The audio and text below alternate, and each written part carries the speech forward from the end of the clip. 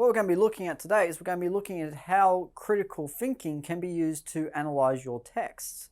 Every idea, theme, and concept in the text is open for interpretation. Nothing is set in stone. Everything can be interpreted. Requires your interpretation not only to understand what it is that's happening in a text, but also to have relevance and meaning to you. For you to be able to engage with a text, it must be able to give you something that you can interpret. So something that you can read, something that you can feel, something that you can think about, a reaction to reading it. All those things come through just through reading a text, or for watching a film or anything else like that. So if you see a movie and it gives you that feel-good ending at the end and makes you cry a little bit, you interpreting the text and getting that really sad feeling at the end of it, or happy feeling if it's a happy film. This meaning can change in virtually any text. Don't assume common knowledge, because even facts can need to be proven. You can't just say that's a fact, it's true because it's a fact. You need to actually prove it's true. If you're answering a question, you're not just listing facts, you're proving why your answer is correct.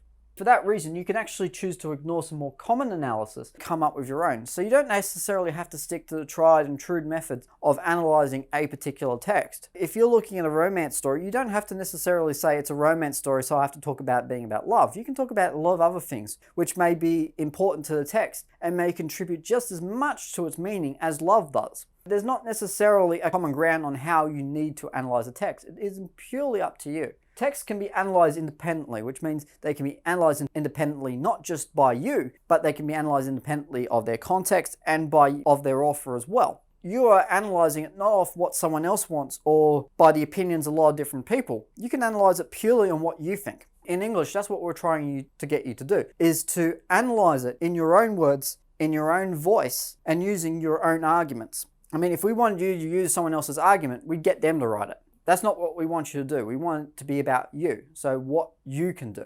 There is no set consensus on how you should analyze a text, only that you're able to justify the how and why in your argument. So in other words, you must be able to prove it. Now, you can use your opinion all you want, but you need to be able to prove it, and you need to write it in such a way where you're using objective reasoning. In other words, you are writing about an objective kind of way. You're not putting your own personal opinion in there, or not taking it personally what it's trying to do, but you are including your opinion in such a way that you're talking about what facts are important to the overall meaning in the text. That's your opinion, but you're writing about it in an objective way. I know it doesn't really make sense, but when you're writing an essay or writing any sort of response requiring critical thinking, you need to just do more than provide your opinion. You need to be able to back it up. Being able to back up something with facts is more objective than it is subjective. Even though it is your opinion, you're still writing about it in an objective way, which I know is different from the idea of opinion as such.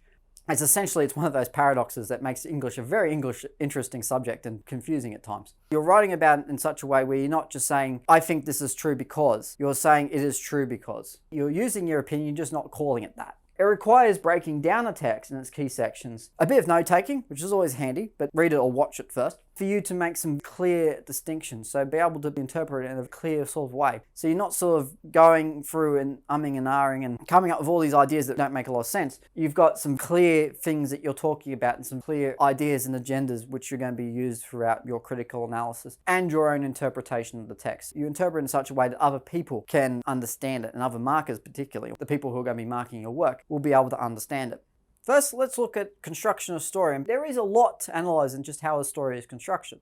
The way language and structure are used is important. You might be wondering, okay, how does structure really affect something like meaning? If you think about it, stories aren't really written the same way each time. They're written differently. So your structure is something that from text to text changes, and it does affect the meaning, particularly if it uses things like flashbacks, if it changes the order of which the story is told, if it goes sort of forwards and backwards, whether it starts with a different sort of introduction. All those things, they affect meaning and they make storytelling interesting. But also, they make virtually any text a little bit different and a little bit more interesting and separate from its other texts. What it's doing is, through its structure, a text is able to be independent and be able to stand out on its own. And language, obviously, not only do you read and interpret or watch and interpret language just through the sheer literal meaning of the words or what is on screen, but you can actually get meaning through language through interpreting it in an abstract sort of way, which is to look at it in terms of being critical, in terms of actually working out things for yourself about what they mean, what a symbol means, what a metaphor means, all those things. Both of those things and the way that those stories are constructed help to contribute to the meaning of the text. Next thing is that an author's style, in other words, how an author has put a story together, affects communication. How this author's way of writing or way of putting a film together or whatever the text is, how they've able to shape and affect meaning through that. And that's one of the other things that's related to construction of story. So it's very similar to that idea of how language and structure are used, but it may refer to more stylistic features of a particular author. And particularly if you look at something like Shakespeare, for instance, which you may do quite a lot, Shakespeare has a particular style, and it's one that you'll often be asked to talk about in essays or responses that require you to talk about the style of Shakespeare.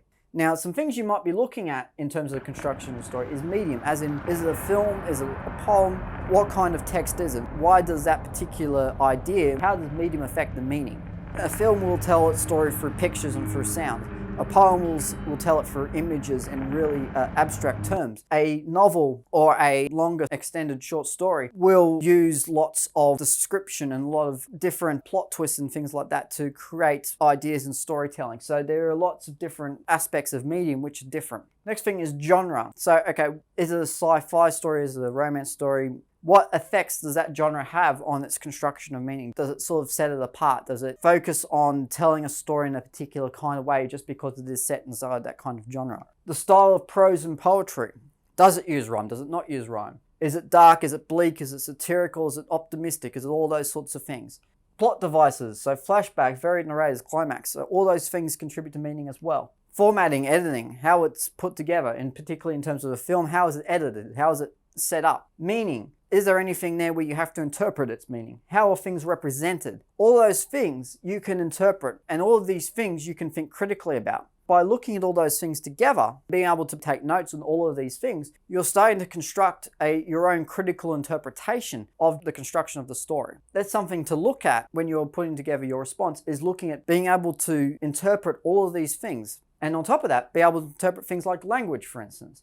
Now, language refers to visual and written techniques, which you would use to interpret a text. You must both think and analyze how and why they are used. In other words, how has the text been written and why has it been written that particular way? And how are visuals used and why are they used in a particular way? So actually really going and focusing on the language individually, as in each sentence, each line, each word. You must constantly challenge the use of such techniques. You must look at particular key sections of the text and look at, okay, why has it been written in this particular way? Why is an action or a setting being described in a particular sort of way?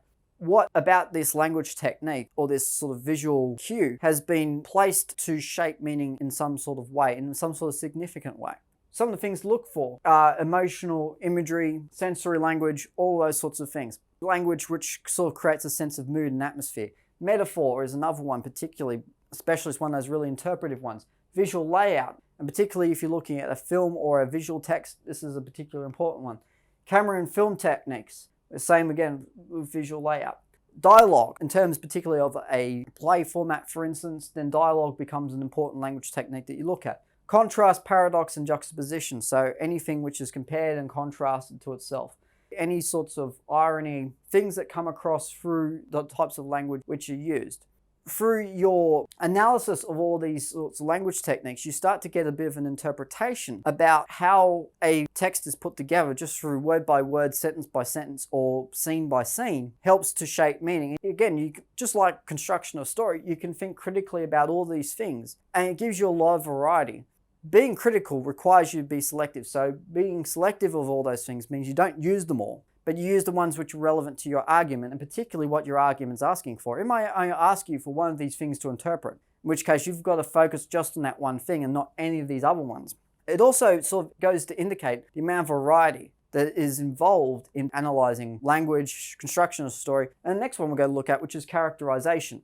Now, characterisation might not seem such an important point, but it is, particularly when you're looking at character-based stories and the way that characters shape a story. They are a very important consideration for critical analysis, and by analysing how a character is portrayed, you're better able to discuss and to analyse their motives and purpose. Now, characters and stories are constructed in a certain way. They are constructed in a way which is meant to create meaning for the audience. It's not the same as describing a character and what they do. So I'm not saying he's evil. You're writing about how they are portrayed. So he is portrayed as evil because of the fact that he's dressed in black. That gives a little bit more than just simply describing a character and saying he wears black all the time. Well, what does that mean? Is it because he's at a funeral, or is it because he's evil? By actually describing their motives and purpose, and by linking that to the characterization and the mannerisms and all the things that a character does, you're able to analyze them a lot better. Characterization can also be indicated through the voice of the narrator. So the narrator themselves can be a character and something that's definitely worth interpreting when you look at it. More importantly, if you're looking at any other character, or if you're looking at a story which is written in the third person, then particularly description and dialogue are key elements of characterization, which particularly not only can you be critical about them, analyze what they contribute to our connection to that character and how they are portrayed and how we are meant to feel about them, but it gives you some sort of validity to the character's role and their purposes within the story and what you believe a certain character does. Let's look at it this way. When you watch a film, for instance, and I know a lot more of you probably watch films than read books, then some people would look at a character and go, I really like that character because of the fact that he does this and it's really cool. Whereas someone else might go, well, I don't really like him because he has that really annoying voice and it grates on me a bit. And it's pretty much the same sort of thing when you look at it this way. How does the way the character portrayed indicate their role within the story? Is it something that's likable, or is it one of those things that, as your friend might do in this case, is not likable? Obviously, you're not testing whether or not a character is likable in the story, but you are testing their role. And their role isn't set in stone either. It's one of those things that you can interpret. And you can sort of say what their actual role is in the story. You can say that a villain is the hero of the story. It might take a little bit of work. It would take a lot of work, in fact, and it might be very, very hard to argue and justify. It may be a very weak argument, but you can still do it. And that's one of the beauties of the English language, is that you can actually interpret things in completely your own way, provided that you have enough evidence to prove it. And that's one of the tough things about it, is not only do you have to sort of say what you think about that character, you have to prove why that's the case. You can indicate a character and their mannerisms through dialogue, so the way that they talk, the way they speak, descriptions of them. An author or a filmmaker will choose to describe a character in a certain way, so you're made almost to feel about them in a certain way. A character's role, whether they are the hero, or they are the antagonist, or they are the comic foil who always gets sort of caught up in the middle and is the fall guy in a lot of cases. Their relationships, so how they get on with other people. Change in narration. If there are more than one character, or if it's a story with a first-person narrator, does the narration change as that character changes? As that person's opinion on life becomes different. It might be language techniques and their effect on the appearance of that character. So if you describe a beautiful person in an ugly way, why is that done? What does that change about that person? Or that character for that matter? So there are lots of different things there, which again can be interpreted. Now the final thing we're going to look at is theme. Now theme is probably one of the harder ones to interpret because of the fact that it is purely interpretive.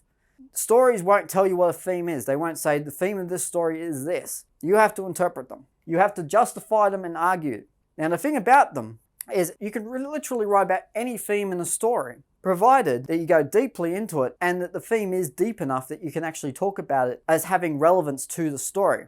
So if you're talking about a big action movie and you're saying the theme is love because the character falls in love and has a kiss at the end, that's not really a theme that encompasses the whole story. And it's not one that you can really justify as being significant to the story. You need to be very selective of that. Theme can be interpreted for a key idea or effect of the text. So something that sort of goes through, or is the predominant idea of what the text is trying to achieve through its construction, through its characters, and through the language that it uses.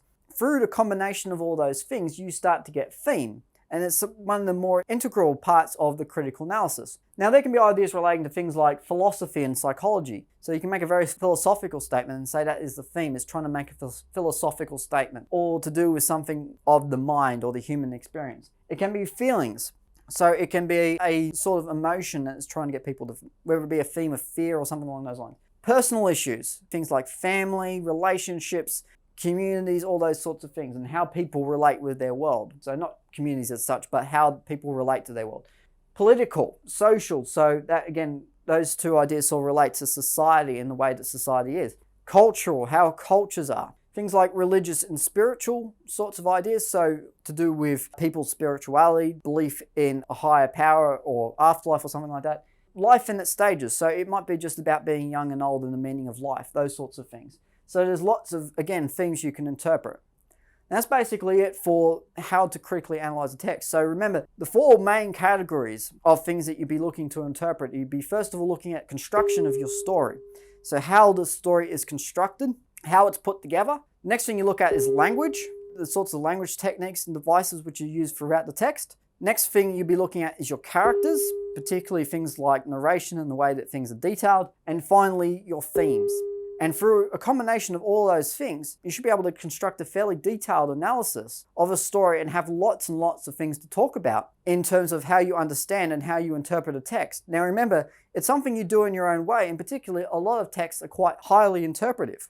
In other words, they're texts which completely want you to come up with your own interpretation. Think about what they sort of mean to you. Look at the text obviously in isolation first. You watch it and you get your own ideas about all of these things. And then you start to take notes and start to think about some things which are significant to you and which are going to be significant to your answers later on. So that's it about how to critically analyze texts. So until next time, I'll see you later.